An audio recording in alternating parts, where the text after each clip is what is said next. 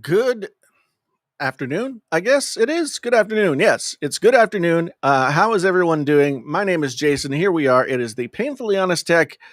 Well, I just finished my coffee, so it's Friday morning beverage with Painfully Honest Tech. And today we're going to talk about some interesting things. But first, let's have a little shout out. Who's out there in the chat right now? We got Michael Pepper Tech. We got Khalil. We got Serge. We got Sorab is here. Who else? I see that we got Top 40 Hub is here. And Muhammad with a $13.99 Canadian dollar super chat.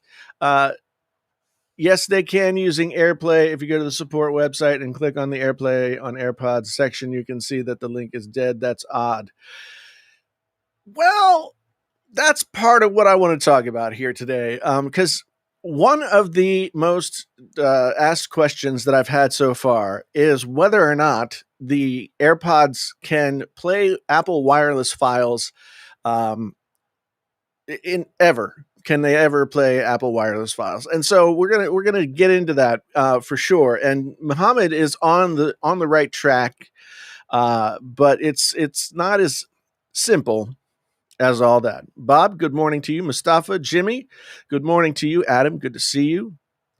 So yeah, I really appreciate that super chat, man. I really do. Thank you very much for that. Super chats are always open. You know, if you ever feel like throwing one in there, if you have a burning question or something that you want to make sure gets stated on the stream, that's always the easiest way to do it. I'm not saying that I won't say what you have to say, but you know, sometimes the chat gets going fast and furious, and it's just not as easy to see everything. So but super chats pop out and they look different, and they say dollars on them and other currencies, whatever the other currencies are. Alejandro, thank you for this past week. The Tuesday stream was interesting. We had Andrew Edwards and Viper on, and we talked about this whole lossless audio and whether or not it matters that the AirPods can't play the lossless files over Bluetooth. So yeah, it was a very interesting discussion. Andrew's always he's been around this game for a long time, so he has a much deeper relationship with the companies, has more of an idea of what goes on within the companies and that kind of thing, and so he's much more probably fair and balanced than I am. I tend to get a little bit emotional about these things because they they bother me. So yeah, it's interesting to have both those kinds of opinions floating around. So yeah, it was a fun stream for sure. Gwendolyn, good morning to you. Jaime, good morning to you. Bob's right. I mean, they should just bring back the headphone jack. I mean, wouldn't it be awesome if Apple could just say, "Hey, we're making some premium wired headphones that will be, as you know, Apple branded and all the goodness that comes with that, but also sound as amazing as some of the other stuff that you can get out there in the world." But unfortunately, we are never getting the headphone jack back. And yeah, which man just bothers me. It bothers me that it ever went away. I've sort of gone on record. This is to me like the whole reason. This is the whole reason that you don't get rid of the headphone jack, because eventually you're going to have to walk backwards and say, "Oh, well, yeah, we could have delivered that service to you had we not, done that other thing before." And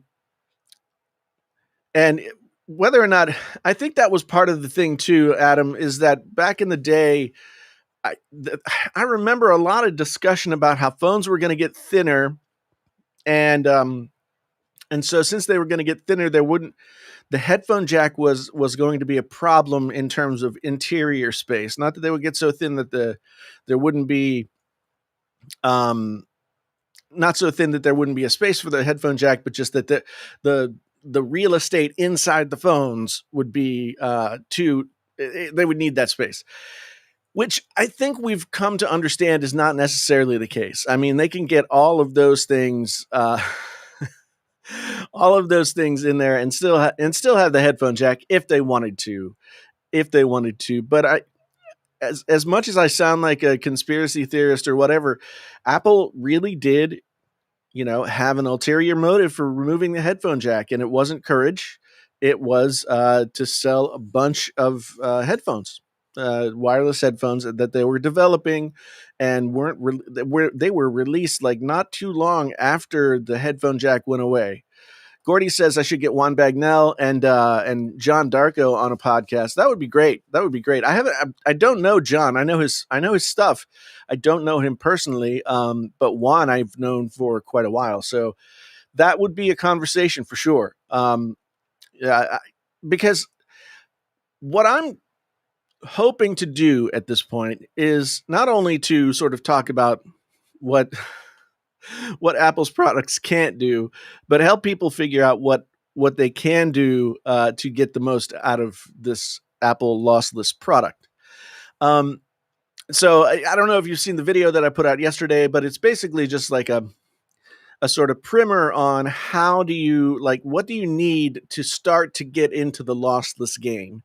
Now, all of those things that I put in the video won't go all the way up to 24-bit 192 kilohertz, um, you know, quality. They'll go to like 96 or something like that, which, I mean, the difference between 96 and 128 is negligible at best, but still, they'll go to 196. Some of them will go all the way up to 128. But I wanted to give people an idea of what they should be looking at to purchase if they really wanted to get into the lossless audio game. And I've been reaching out to companies, talking to them about DACs and amps and that kind of stuff that I could bring to the folks and talk about how to do this the right way. So yeah. And Khalil, you bring up the thing that is most frustrating to me. One thing about leakers is that they can say basically whatever they want, and it's, I mean, John is a friend. It's quite possible somebody at Apple or somebody Apple adjacent may have said something like this to him. But John, for all the things that he is good at, I don't think he knows a whole lot about like consumer hi-fi audio. So here's the crux of the issue. The way that the AirPods are built right now, and the way that they get their audio from a device is it's sort of just one kind of technology. There is a Bluetooth can't do it. So if you're Bluetooth connected from your iPhone to your if you're connected from your iPhone to your Bluetooth or to your iPhone AirPods, then you're getting a Bluetooth connection. That's it. You can connect via the cable that they sell for $40, but the $40 cable is 3.5 millimeter to Lightning. Lightning is a digital connection, so there's a digital conversion that has to happen there. And when that does, it downsamples anything that you put through it to 48 kilohertz, 24-bit, which means it's no longer like lossless. You've lost something. You've gone from 192 kilohertz to 48, and so it's not necessarily lossless. It will likely sound better. I haven't obviously had the chance to test that, but when it comes to that, I mean, as Gwendolyn says here, as Andrew said, I think the only wireless headphones that Apple sells at this point are the EarPods, the old EarPods, and those are now, and those are Lightning. So there will be that conversion with those, and then Beats EP, which are, I think, are those the on the ear headphones, like the cheaper ones? Both of those are not going to sound good, no matter what kind of file you're playing through them. The Beats EP actually aren't terrible, but they're not a high fidelity, kind of headphone, so they're not going to sound fantastic. Um, so yes, Apple doesn't really sell any headphone at this point that can just from the get go give you lossless audio just like from the start. Okay, so I believe that with the Beats, like the Beats Pro, I believe actually the Beats Pro, if they're still even available, I haven't seen them in a store advertised or anything for a long time. But the ones that are like made out of metal, those are wired headphones, as far as I remember. So those would do it. But they aren't that great. They're still like vestigial from the old Beats. Beats has improved since Apple bought them in terms of the sound signature, but they're still the old Beats. So they're they're not terrible. They're not great. Anything that I suggest for a lot less money in the video that I made yesterday would be um, would be better. Uh, so the studio wireless, anything that you can go 3.5 millimeter to 3.5 millimeter should give you the ability to go lossless. As long as your source, whether your iPhone or whatever, your source can send that signal, then anything that's 3.5 millimeter to 3.5 millimeter should give you lossless capabilities. Now, is that the case? I mean, um, I don't know. I don't know. So that's the thing. But so, as John Prosser has said, I guess I think it was GadgetCast, maybe he said it on Front Page Tech. I don't know. In the future, they may be able to use Wi-Fi. Now, here's the thing: we're talking about AirPlay. I'm gonna put this up. So here we have a description of AirPlay and AirPlay 2. Now, this is a longer description than what we really need for this discussion, but AirPlay 2 is basically the way that Apple gives you wireless whole home audio. You can send audio to devices that are hooked up to your Wi-Fi in your home and get AirPlay. Now, one thing that's interesting to me, so I need to dig into this further, is that the HomePods were also most definitely said to not be capable of doing lossless audio. And the HomePods work with AirPlay 2. So I'm a little bit confused because what most people are talking about when they say, the most people are talking about when they say that Wi-Fi will be a possibility, they're talking about AirPlay. And it's quite possible that AirPlay could work. I mean, you can hook up your headphones to your Apple TV via AirPlay and listen to whatever's coming through your Apple TV. That's a thing that can happen, right? So it's quite possible. But the thing about AirPlay is it is connected to your wireless router, and it can connect to anything else that can accept an AirPlay I guess cookie or whatever it is that they say. It can connect to anything that's on that wireless router system, but nothing else. So you couldn't go to the mall and connect to the mall's Wi-Fi and get wireless from your iPhone. It doesn't work that way because that stuff isn't that stuff is not a closed system like your home Wi-Fi would be.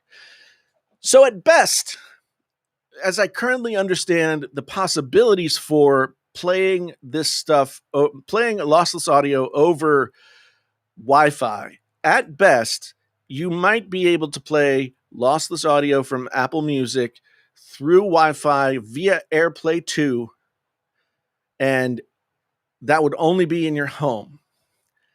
Now, I don't know what kind of processors are in the AirPods. I don't know what kind of processors are in the in the HomePods. I don't know what kind of processors are in there. I don't know if the kind of conversion that needs to be made is even possible. Now, it doesn't see the headphones will already work with Wi-Fi, so it's possible, right? However, to me, that's still not really supporting the service, because the whole thing about a music streaming service is the portability, right? The whole thing about a wireless headphone is the portability, the ability to go all over the place and do what you want and have lossless files. Now, are you going to be able to enjoy lossless audio sitting, on the bus? Probably not. It's not the best place to do that. But if we're going to answer the question, can Apple get lossless audio to the AirPods? The answer is maybe, probably, in a limited fashion, if they can do it via AirPlay 2. However, I figure, like, when they came out with the HomePods, they already told us what the HomePods would be capable of doing when AirPlay 2 was released, and it wasn't released until after the HomePods had been out for a while, right? So now we have AirPlay 2, it's already existing. I would have to think that if there was a hope of any kind of lossless audio, that Apple would say, in the future, lossless audio will be supported via AirPlay 2 on your AirPods Max or whatever.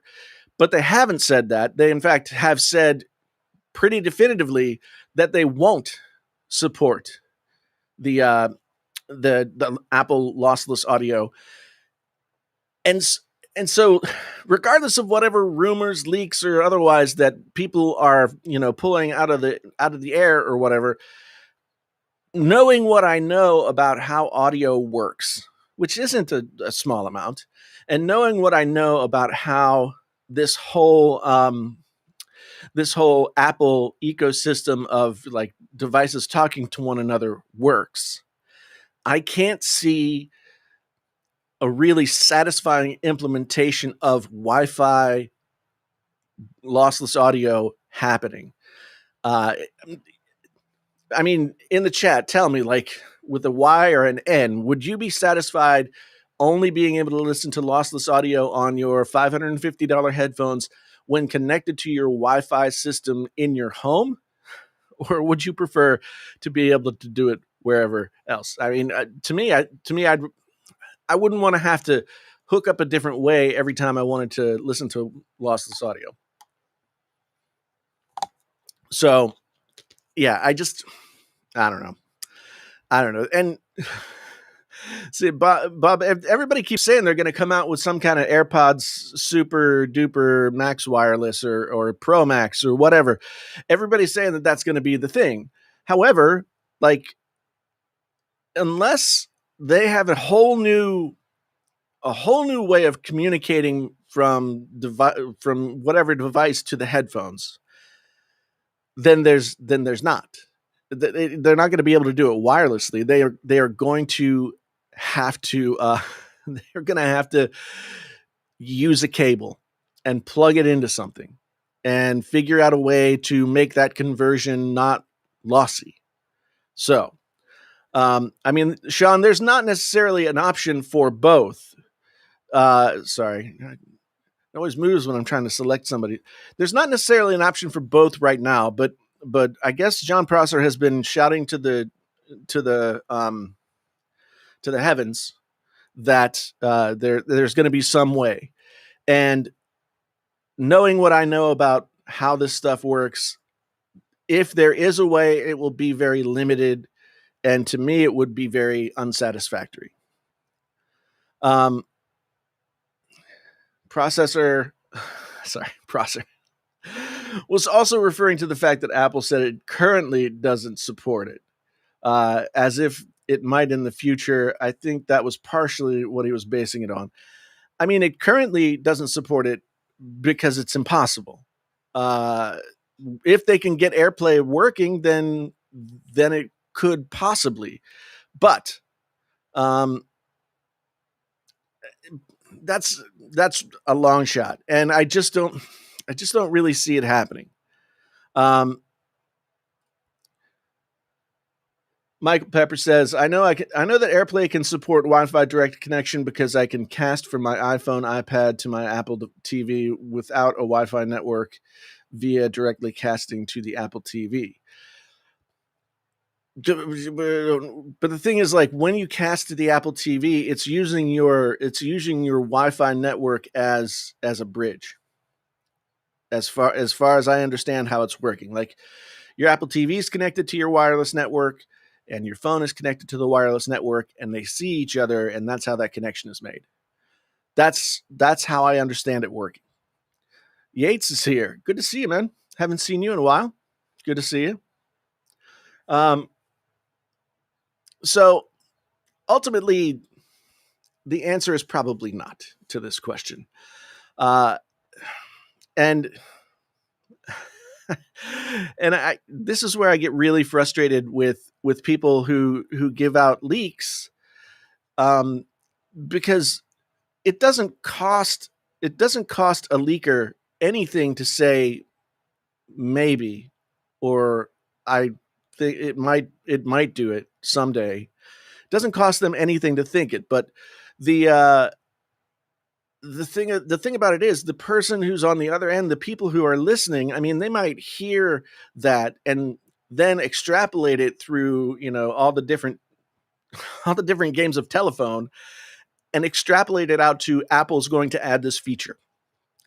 And I honestly don't think that Apple's going to be able to add this feature in any kind of significant, satisfactory way. Um, well, Khalil says it's unfortunate. I guess they assume you'll have dedicated set of headphones for high quality listening. If you're in the Apple ecosystem, you certainly won't, because what are you going to plug into? What are you going to plug into to listen to high quality stuff? Um, because Apple told us back in 2017 to get rid of all that stuff, right? Uh, Apple told us to get rid of all that stuff. Wi-Fi was the way to go. Wireless was the way to go. And so there, it's gone. Um, so yeah, I think Apple is assuming that you won't know the difference, and you won't really care, because you'll be able to listen to something. You'll be able to listen to, um, the, I don't know, spatial audio. You'll be able to listen to all the stuff that has more wow factor to it than lossless audio does. And their thinking is probably that most people will be satisfied with that, right? So yeah, that's kind of what I'm thinking. I think that they don't assume that there are going to be very many people in the Apple ecosystem who really want to get connected to the lossless thing. To me, it's a real oversight on their part. They're kind of assuming that their customer base is dumb, and I don't like that. So Michael says, I can do it without a local network. I can take my Apple TV and iPhone out to a cabin, no local network, and use AirPlay. That's the benefit over something like the Chromecast. Okay, I've never done that. I didn't know that was possible. So whether or not that's possible, I mean, are they connecting via Bluetooth? That's the only other way I can think that they would connect, would be via Bluetooth. And so if that's what's happening, then again, we have the problem of um, not being able to listen to the lossless audio. But I don't know. I've never used an Apple TV and an iPhone in that configuration, so I'm not sure. Uh, Prosser's always betting on something, and if he's right and I'm wrong, I'll never hear the end of it. But I'm not basing my opinion on anything other than what I know about audio technology, and whether or not it seems to be uh, what it seems to be capable of doing. I mean, we know that Bluetooth can't do it, so yeah.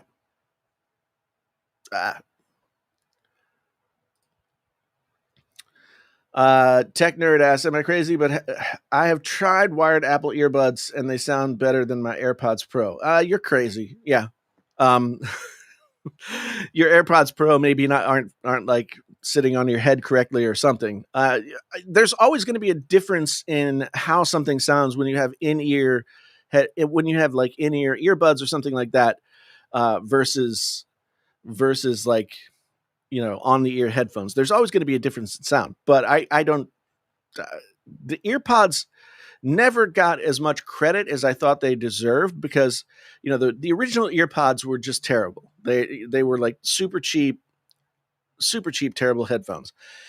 And then Apple spent a bunch of time and a bunch of money redesigning the earpods so that they could then sound better. I remember Steve Jobs talking about this in whatever it whatever showcase they were doing that had this discussion. The stalks that everybody makes fun of on the AirPods and on the EarPods were actually designed as bass reflex tubes. So there's like some acoustic engineering going on there that makes them sound better than really they should. But the AirPods Max should sound better, or the AirPods Pro should sound better than those. But I mean, it could also be personal taste. So let me see. David says, more likely we'll get an Apple DAC for AirPods Max. And being realistic, can AirPods generate the quality of sound from the AirPod anyway? I don't know that. I mean, the DAC is already in there. That's the problem. I mean, the DAC is either in the cable or in the headphone, right? So you'd have to bypass one of the two of those things, and both of those things have an effect on the digital signal. So I don't know that a separate DAC is really going to solve the problem in any significant way, other than to separate people for more of their money.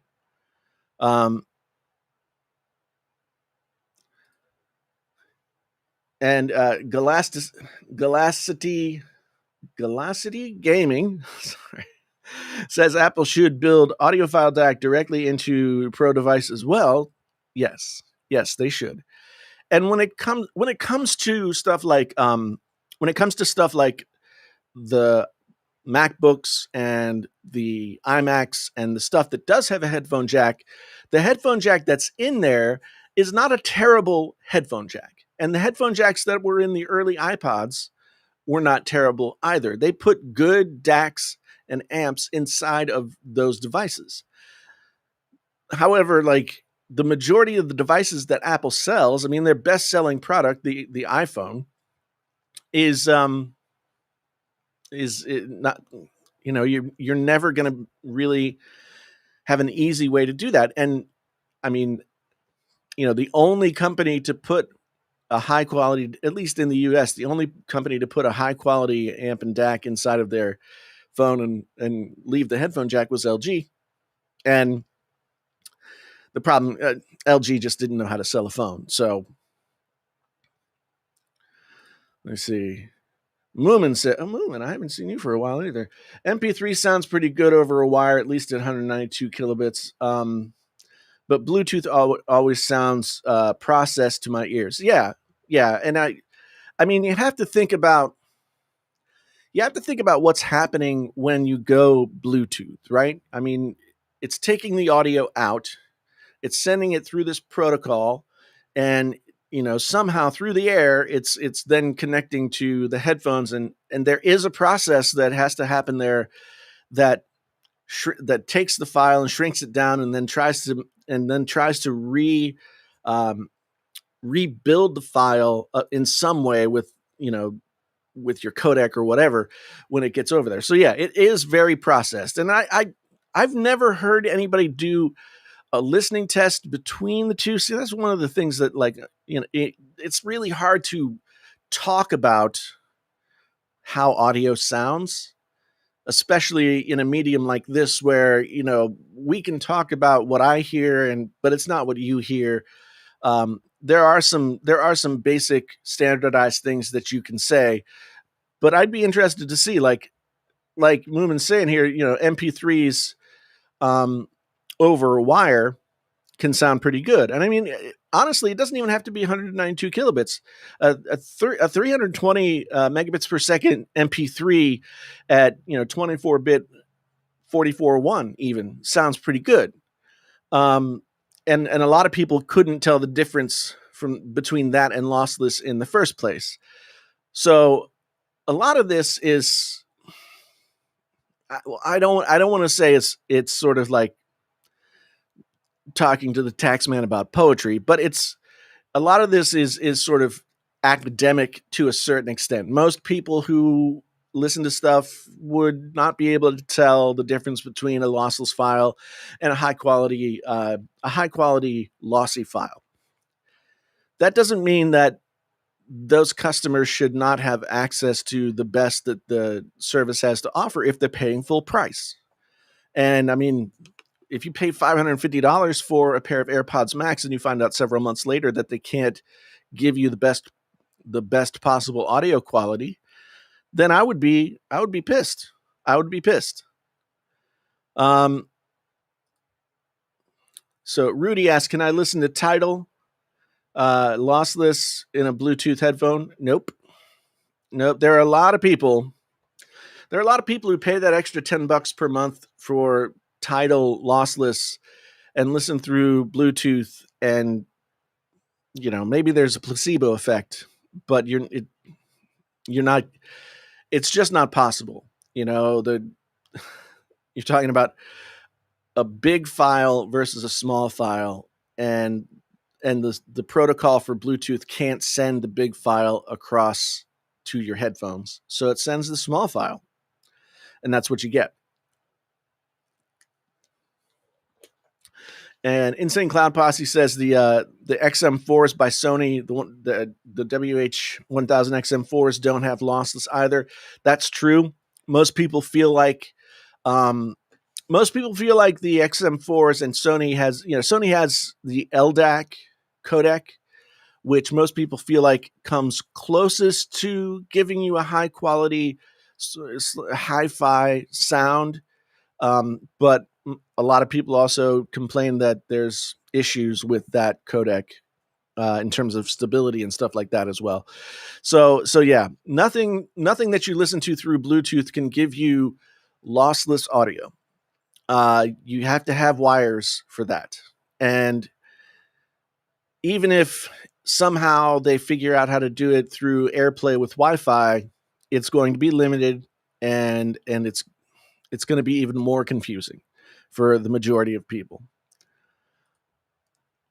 So Michael says, I hope they bring it to the Android Music, Apple Music app. I'll use it with my LG G8 or LG Velvet. I don't see why they... I mean, I haven't heard one way or the other, but I don't see why they wouldn't. So, I mean, other than the fact that, yes, there are some Android phones that could actually play those files for people to enjoy. I don't know if the trade-off, I guess, would be that you wouldn't be able to do the spatial audio Dolby Atmos thing that they're going to be able to do, because you wouldn't be listening on a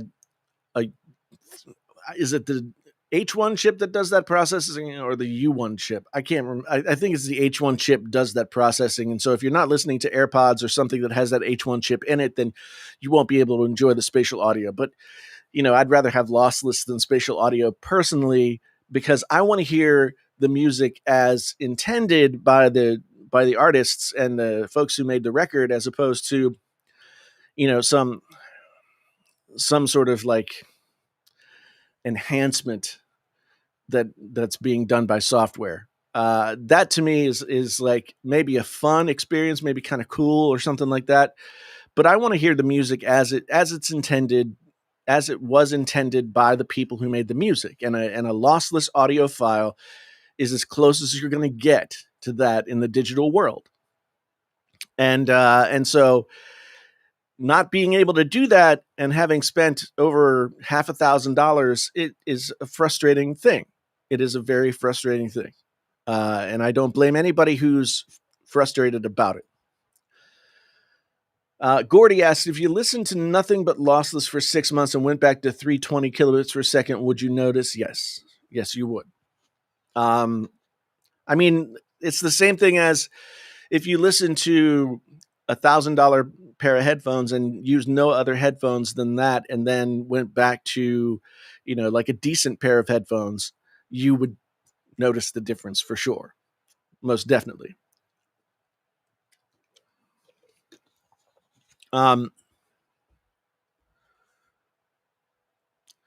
Kayvon, you might want to. So Kayvon's saying that YouTube is not giving him notifications. If you're supposed to be on all notifications for the channel, I mean, I might check it again or click the bell again, because sometimes YouTube has unsubscribed people from channels. I've heard a lot of people talk about that. So if you're not getting the notifications and you're supposed to be, then be sure that you've got that bell still checked over on YouTube. I'll try not to make it. I'll try not to do the thing that I usually do, which is assume that there's some sort of conspiracy out to ruin my life. But yeah, I would check it out. Will lossless audio work with the Note 20 Ultra? Which headphones would be best for lossless? Well, the Note 20 Ultra, unfortunately, is the first of the Notes that didn't have a headphone jack. If I remember correctly, the Note 10 had a headphone jack, right? I might be misremembering. You could get lossless audio if you had a USB-C, some sort of USB-C DAC that then plugged into your wired headphones. That would get you lossless audio. USB-C is probably a much more forgiving port than the Lightning port would be in terms of the amount of bandwidth that USB-C can pass as opposed to Lightning. I mean, Lightning is an ancient connection at this point. So yeah, it'll take a couple of steps to get to lossless, but yes, the Note 20 will play lossless audio if you did that. The Note 10 didn't have a headphone jack, so was it the S10 that was the last with the headphone jack? Because I know it was like right around that time. Oh, geez, this is nice. Ansel says, I think you're getting fatter over the year. No offense, though. I still remember early days. Just look back for reference. Yes, I know I'm getting fatter. I call it my COVID-19. I have definitely gained weight over the course of the pandemic and not exercising as much as I should. I appreciate you pointing it out, though. That's awesome. So Apple could make a Lightning DAC. I don't think so, and I don't see why they would.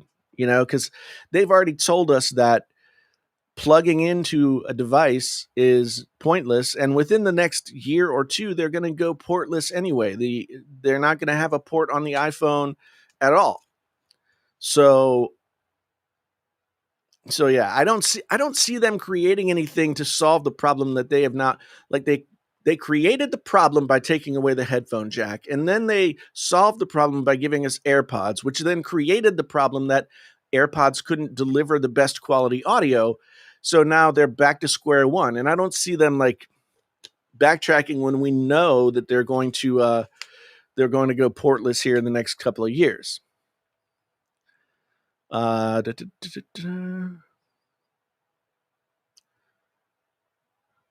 Thomas says that the notification stuff, I think, has changed over the last year or so, and has changed people's preferences to personalized or something like that.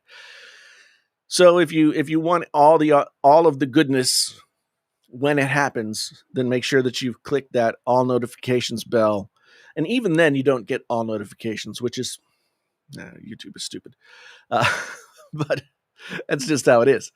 Why is Apple releasing lossless audio without having any headphones from Apple that can do that? Yeah, that's the question. That's why it gets frustrating. And it's almost like they, Andrew was talking about this the other night, and his interpretation of the press release and where they talked about lossless audio versus where they talked about spatial audio. Um, Andrew talked about this the other night, and to his reading, it meant that the spatial audio was the bigger deal. Um, and honestly, like,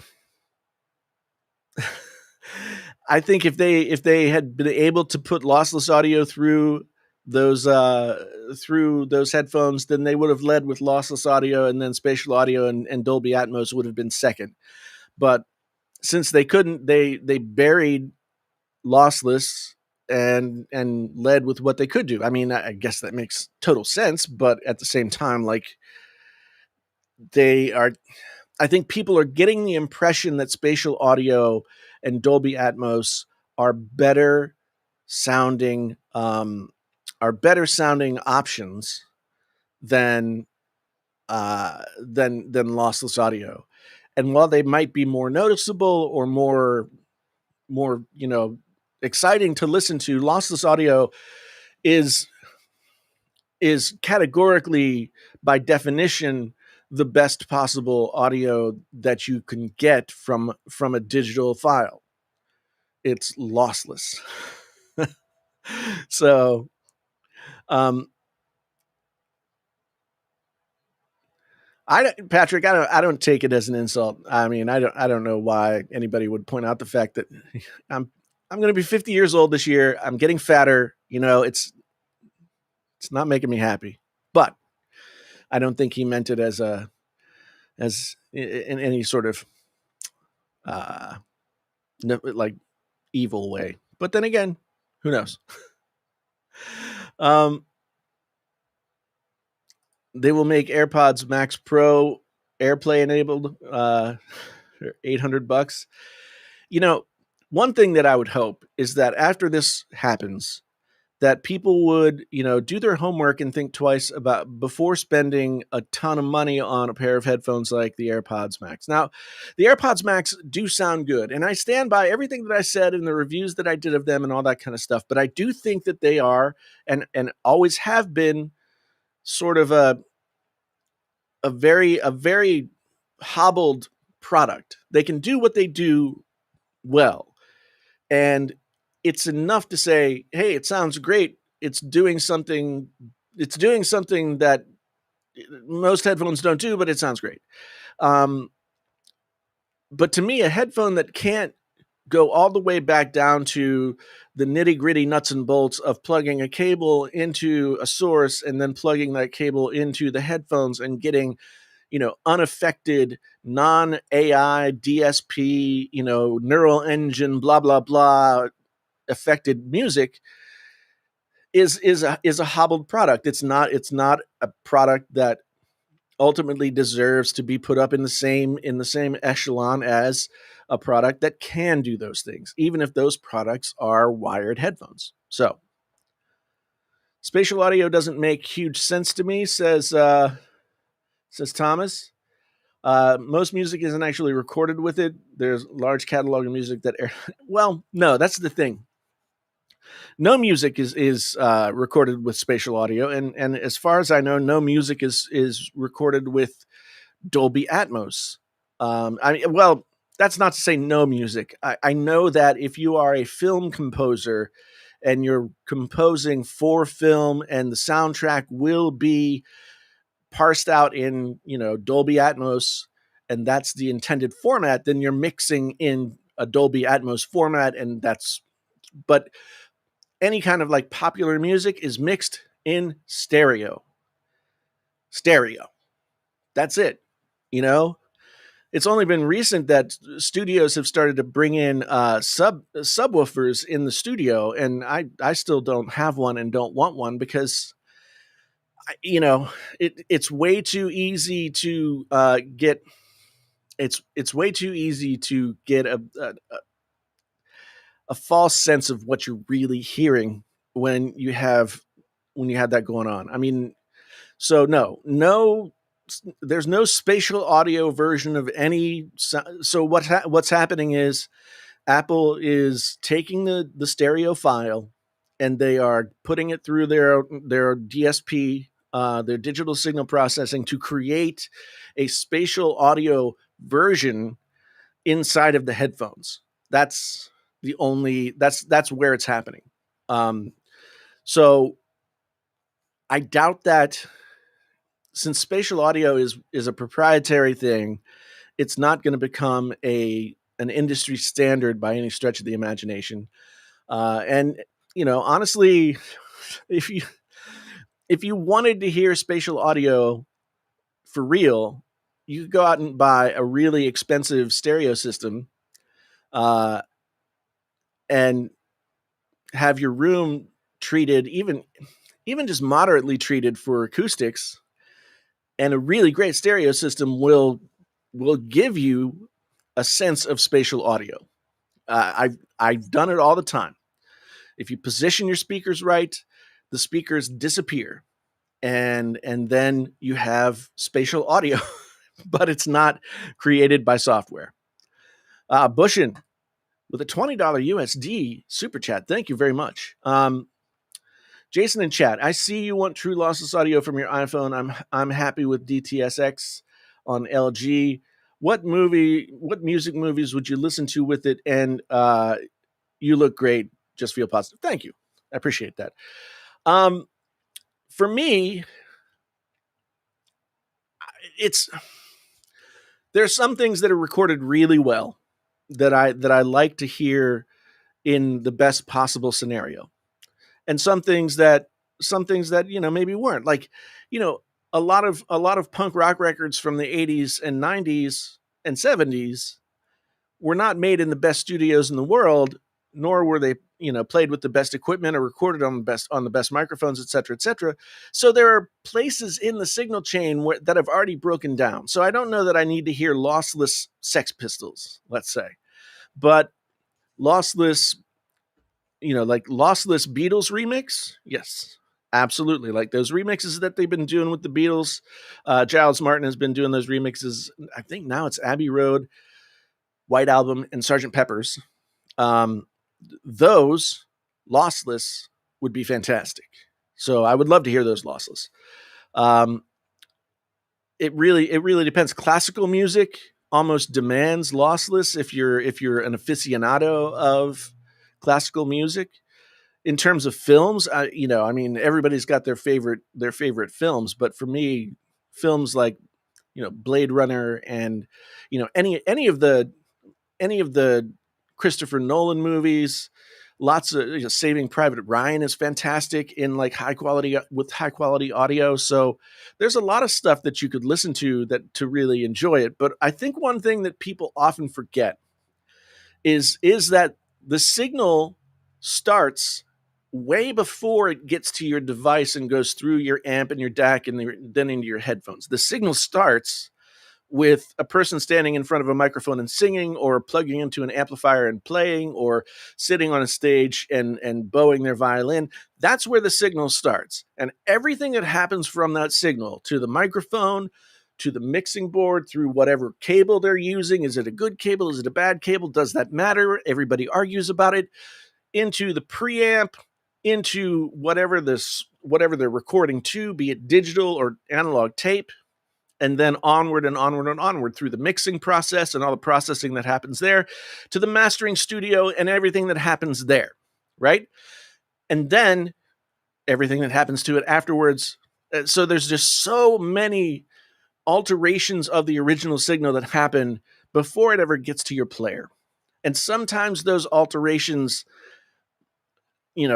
are better. Sometimes those alterations are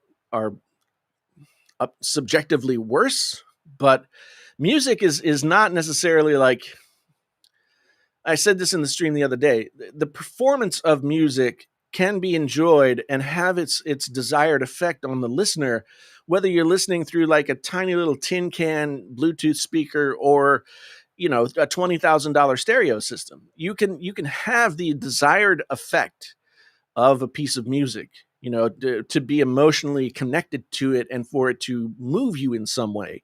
That effect can be had on any piece of end user equipment.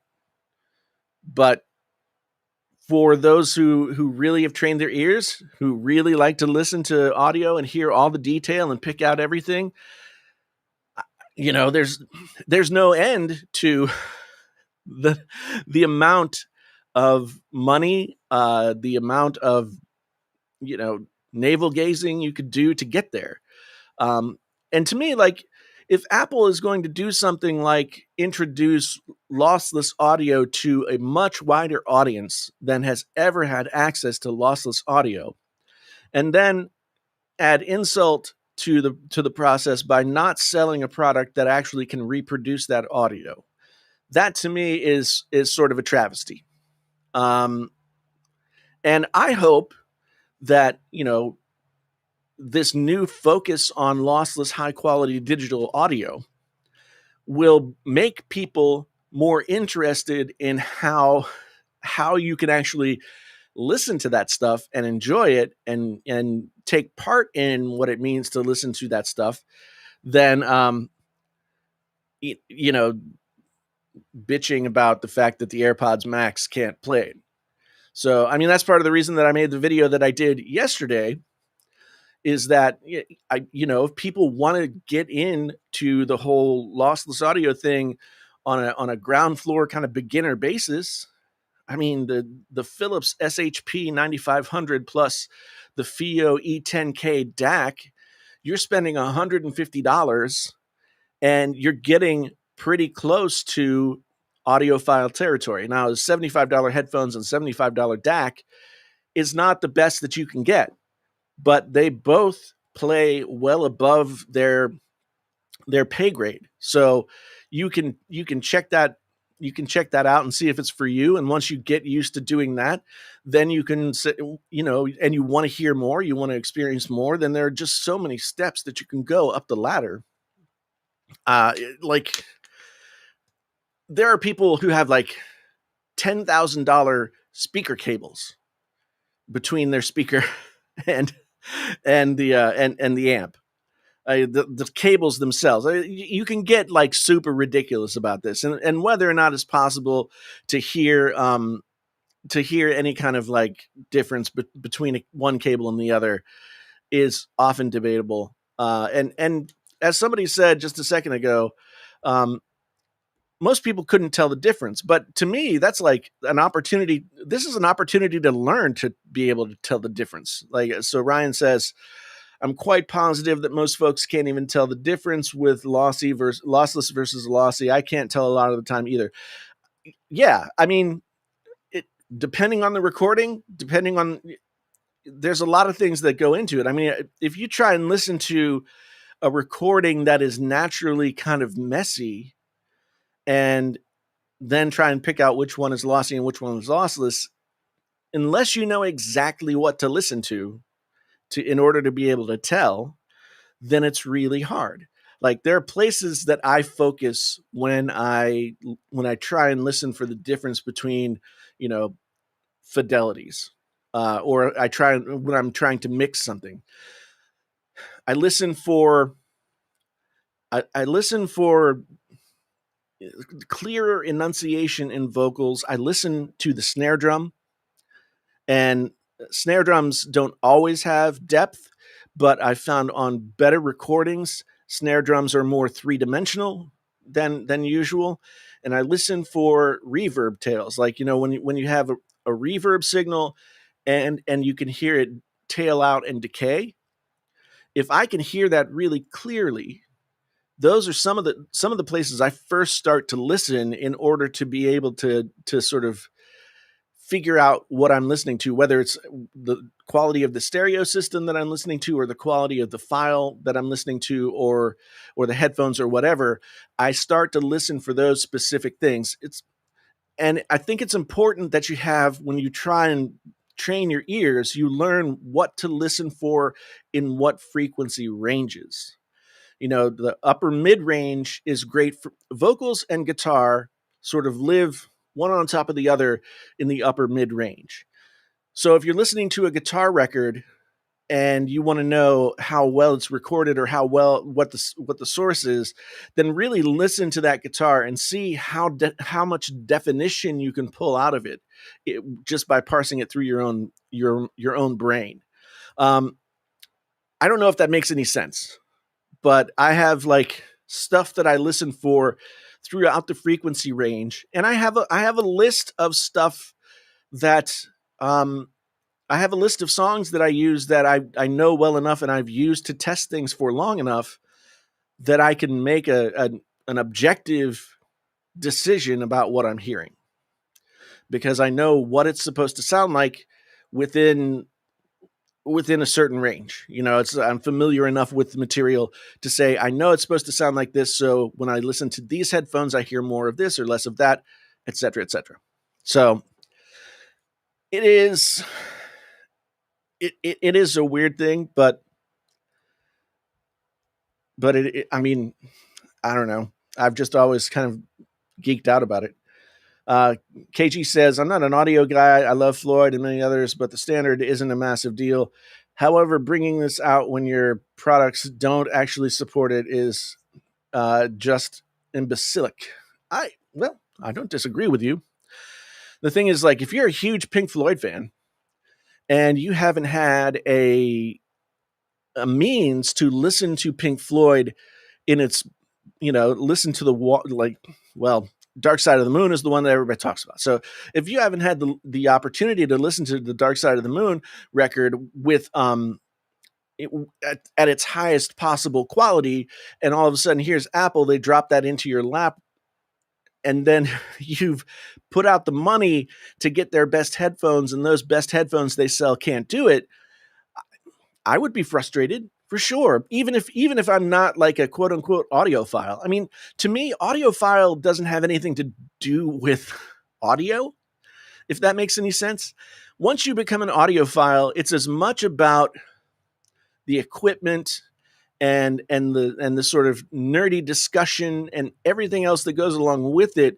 The music is something, separate, and audio, like being an audiophile, is a hobby, right? But it doesn't have a lot to do with listening to music. You can appreciate music and not be an audiophile. You can appreciate good equipment versus bad equipment and not be an audiophile. Um, so audiophile has its own connotations and meanings. Whereas, like, if you say you're a hi-fi enthusiast, which is a phrase that I like to use, then you just really enjoy good sounding music on good sounding equipment, and don't really care about all of the just, like, you care about it to the extent of, like, you know it's always there's always something else, but are you happy with what you've got? I mean, in the tech world, most people aren't. So that's the thing.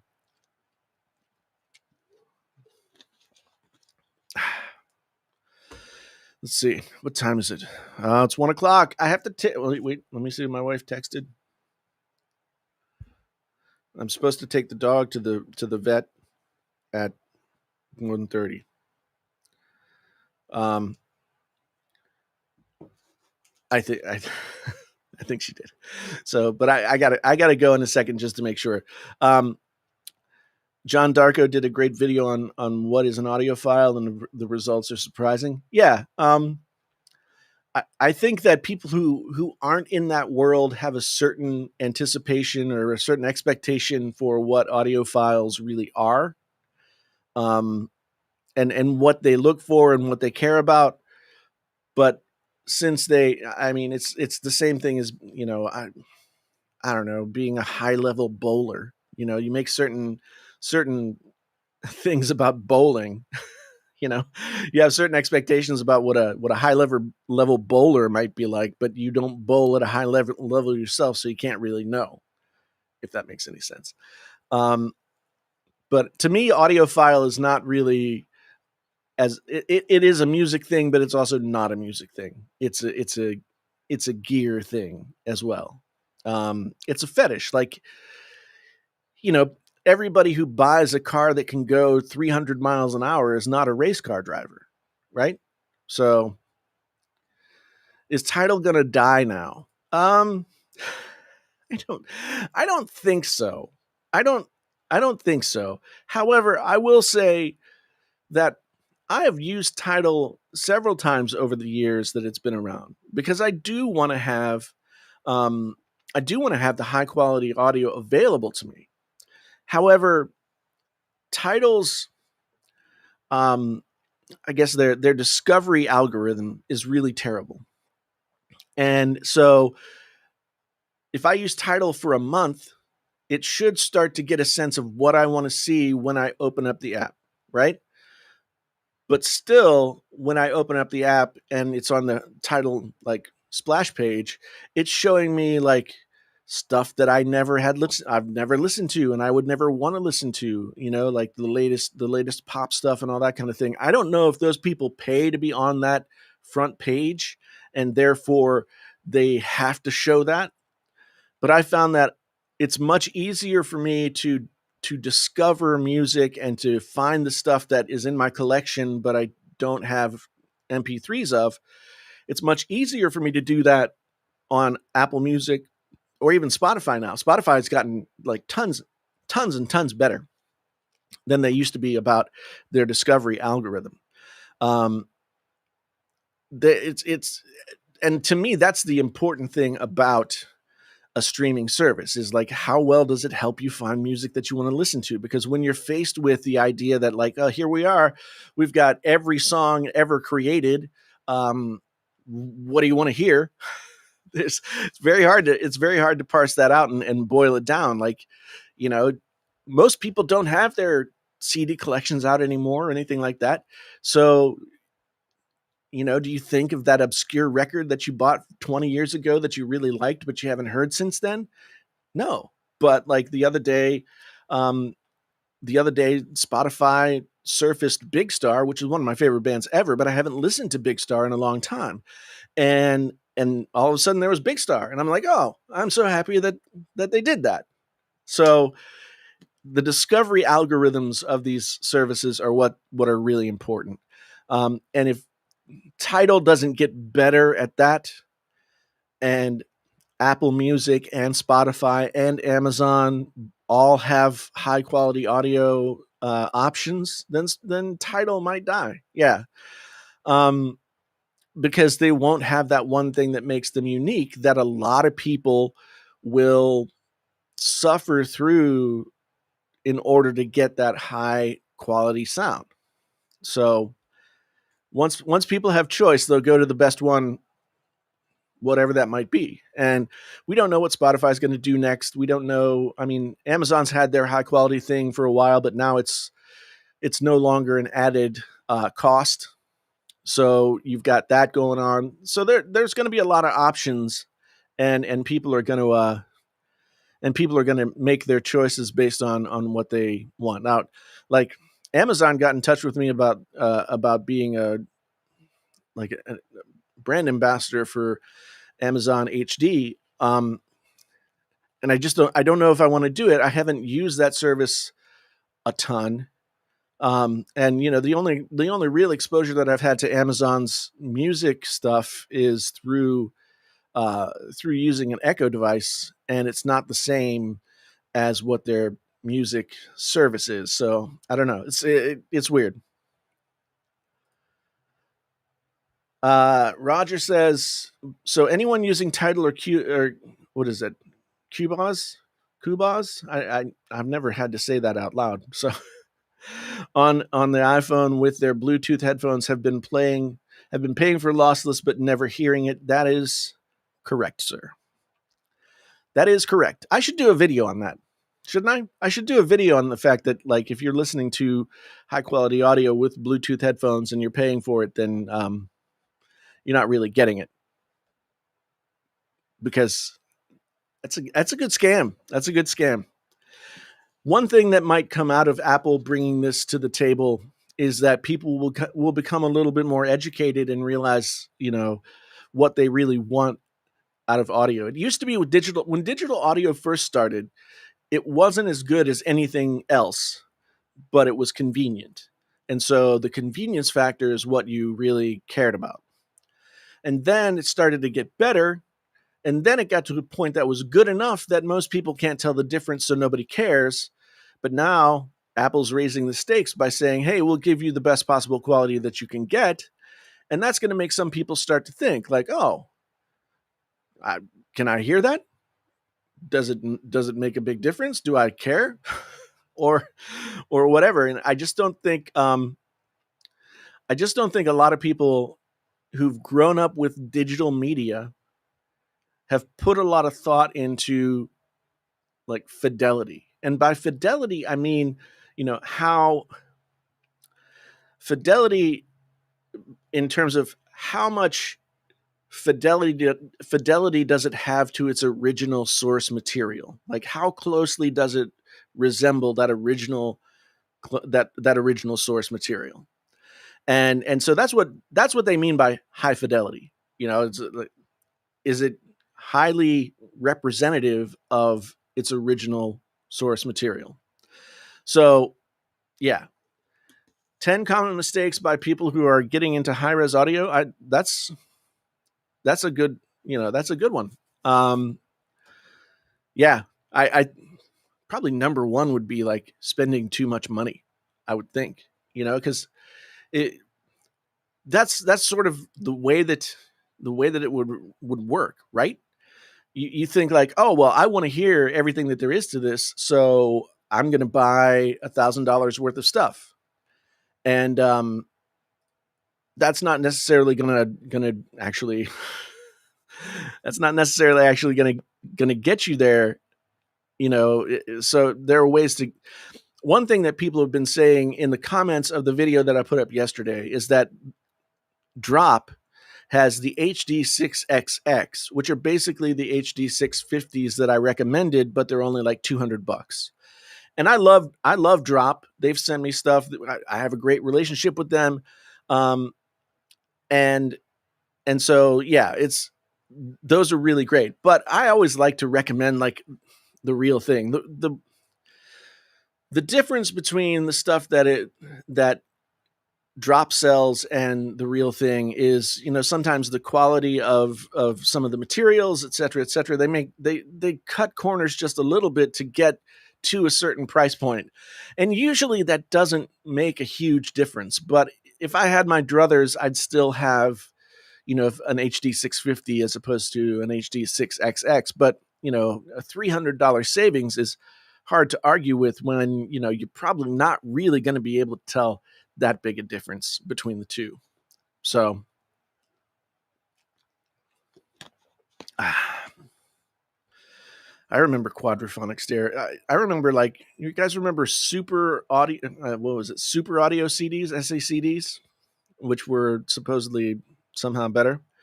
The first CDs were poorly mastered because they didn't know what they were doing. It was a brand new thing. So Moomin says CDs used 44.1 kilohertz, PCM wave, and DVD audio was usually 48 AC3. Yes, that's true. Could never hear the difference in quality between 44.1 16-bit and 48 16-bit. Yes, that's absolutely true. And I mean, honestly, CD quality, quote unquote, 44.1 16-bit is really, really good. And you're never gonna listen to a CD quality, full fat CD quality file and be like, oh, that sounds terrible, unless the recording itself or the mastering or whatever is terrible. Like, it's painful. Husker Du, one of my favorite bands of all time. I love them so much, but their records sound like garbage, and it just makes it hard to listen to their records because they're just, they were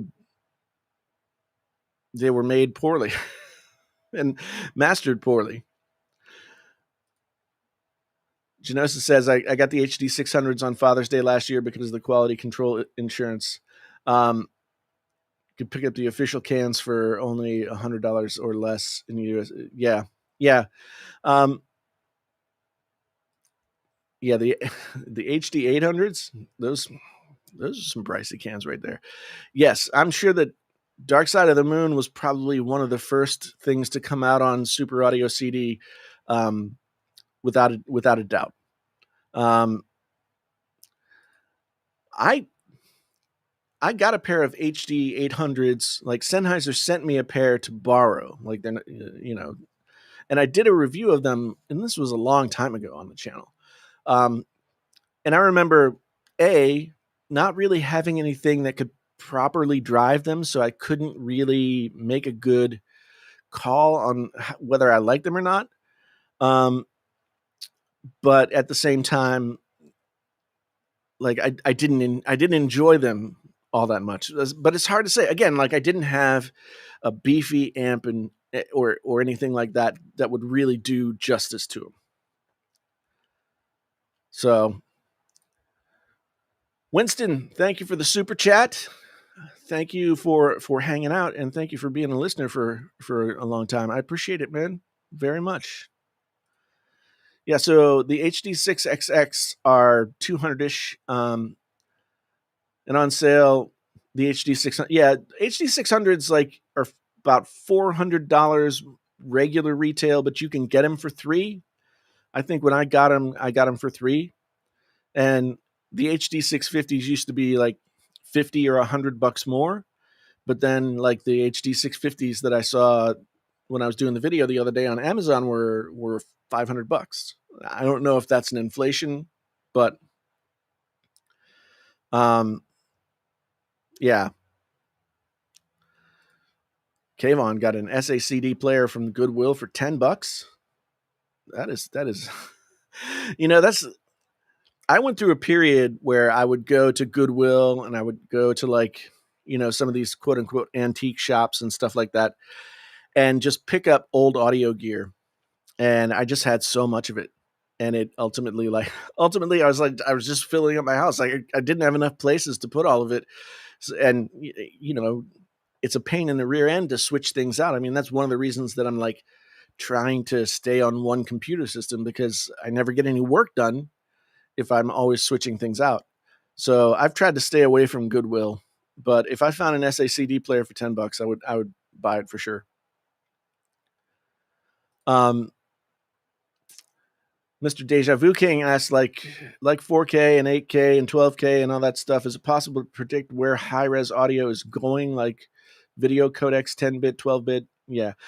I don't know, because at the end of the day, like, here's a dirty secret. The majority of people who go into a studio to record, unless they're going into like a really high level studio, a studio that costs like, a couple of $1,000s a day or something like that, and has really expensive equipment. Most people are recording at 24-bit, 48K. That's what most people record at. So you could make the argument that it doesn't matter if you get up to 192 kilohertz because it wasn't recorded at that, so you're upscaling. And ultimately I don't think that it's going to change that much unless the entire method of recording itself changes. Because I remember when digital recording was first becoming a thing in the late 90s and early 2000s. When it first became a thing,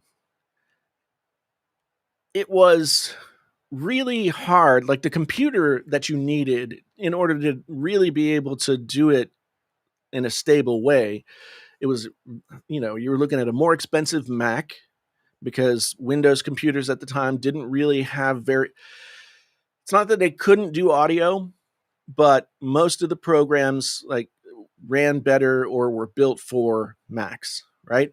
So you've got a Mac that's more expensive than your typical PC. You've got the equipment was much more expensive. Like now, you can get a Mac Mini, and one of these brand new M1 Mac Minis, or even the older Mac Minis that like had i5 chips in them. You could record 64 tracks all at once if you wanted to. You could run, multiple instances of all your stuff. So you had like virtual instruments or whatever. Back just like 20 years ago, that was impossible. And so in 20 years we've come so far that almost anything is possible with audio. And I don't know that like the human ear can only hear so much. And I think at this point we've covered that spectrum of hearing to such an extent, to such a level of detail, that I don't know that there's anything out there that's going to be better, if that makes any sense. I also want to try the Moondrop aria. um,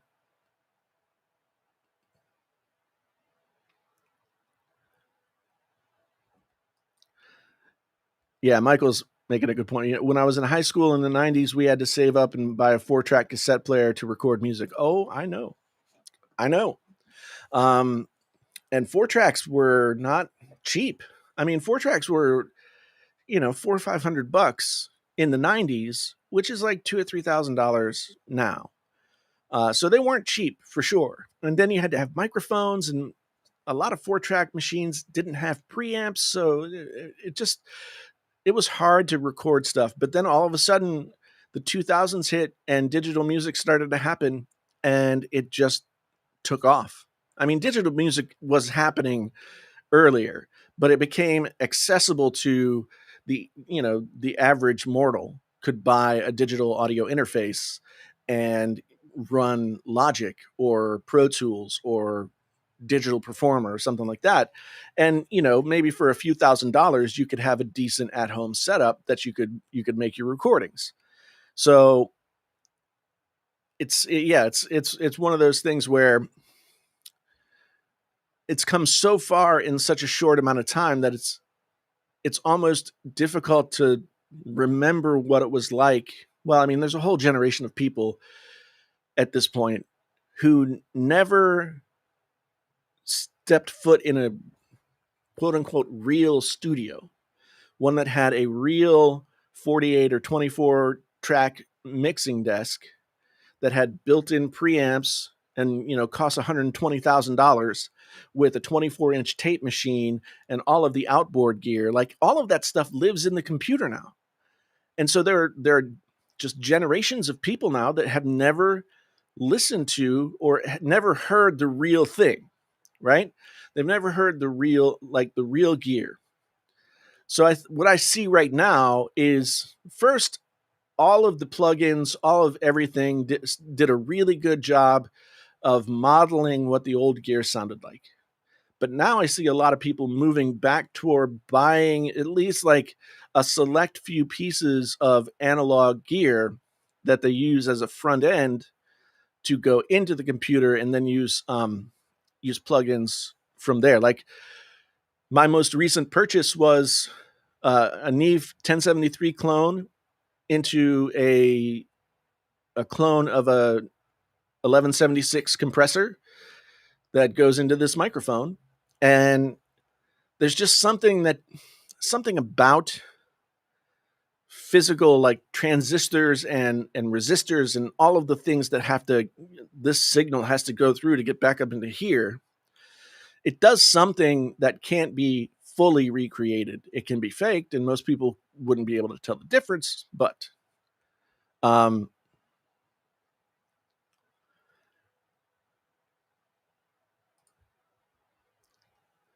there is some lo-fi charm in the. Well, you know what? It's funny. I had a 4-track up until I had a 4-track, and I planned on using it kind of as like not something to record in, but I just wanted to run things through it to get some tape compression and maybe use it as a tape delay from time to time.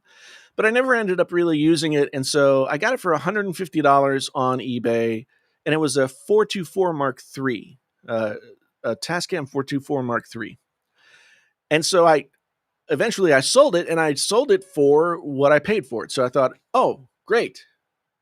But these days, if you go on Reverb or if you go on eBay, you can't buy even the 4 tracks that nobody wanted back 10 years ago. You can't buy them for less than $300 or $400. Like, there are 4 track tape machines that are costing like $2,000 used, and those things are like 30 years old.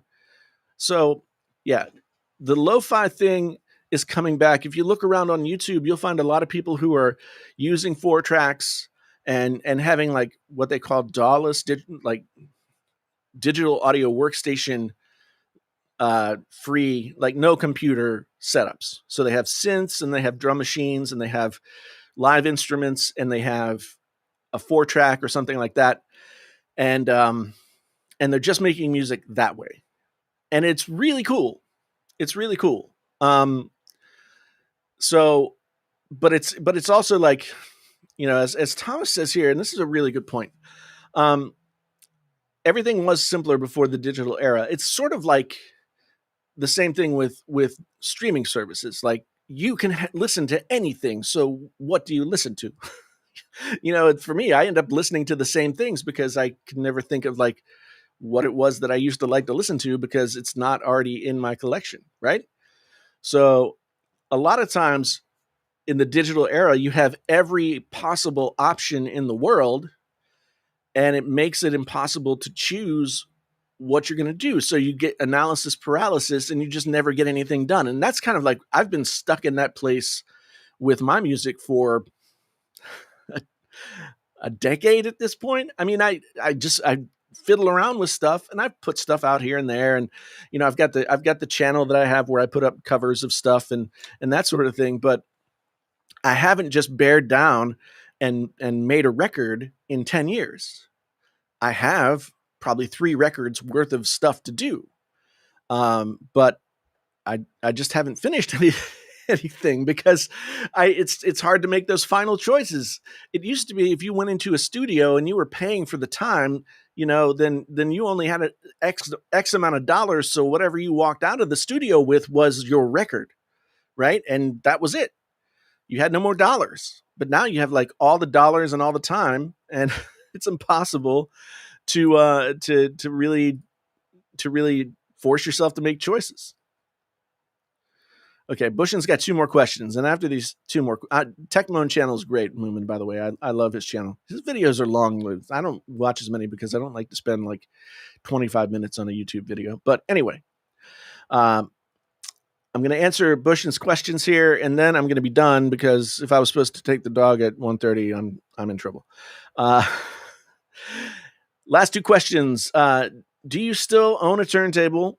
Yes, I have 4 turntables in the house right now. Only 2 of them are functional. And I've sort of turned them both into like Franken turntables. So, yes. Why do you think Target are selling not only record players, but a lot of records? I think that, well, Barnes & Noble's been selling records and like Crosley turntables and stuff like that for probably like 8 or 10 years at this point. I think people, that like there's a younger generation, them youngins, the Gen Z folks, I guess they are, have enjoyed.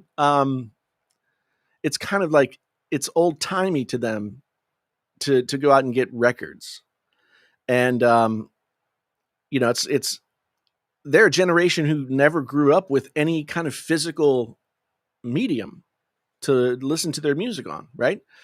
So the whole act of having a turntable and having a record player and having records and then like sitting down and dropping the needle on them and you got to sit there and listen.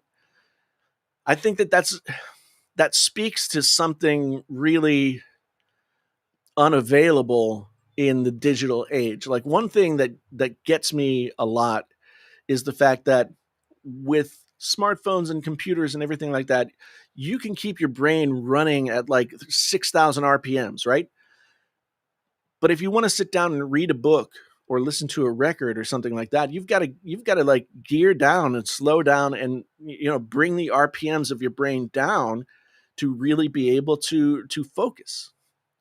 And so there's not much in the world anymore that gives you that opportunity to sort of slow your brain down and focus.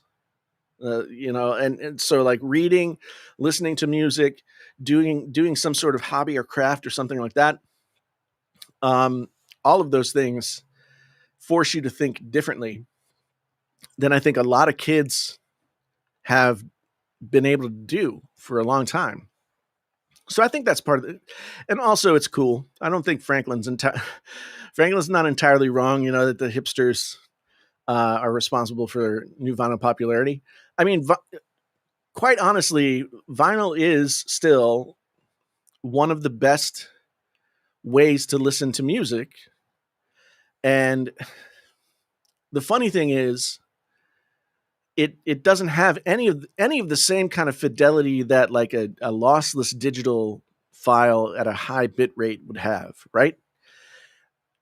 It part of what makes vinyl sound great is that the sort of noise that's happening in and around all of the frequencies, because basically you're getting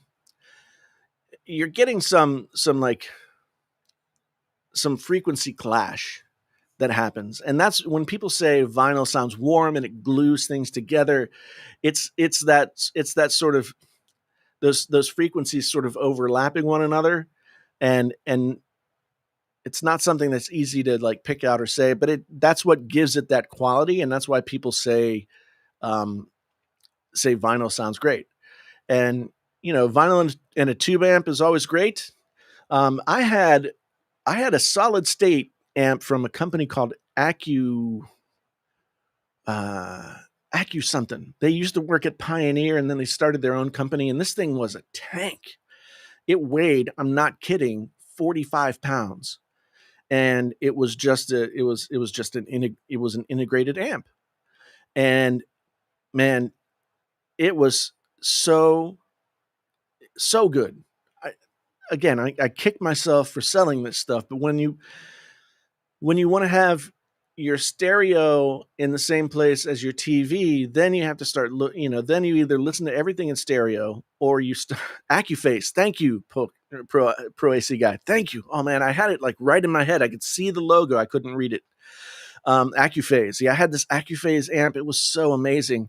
Um, and yeah, solid. See, that's tube stuff can be really great, but solid state stuff from a time when stuff was really well made can also have incredibly great quality as well. So I'm not strictly a tube person, but yeah, AccuPhase was fantastic. If you have like a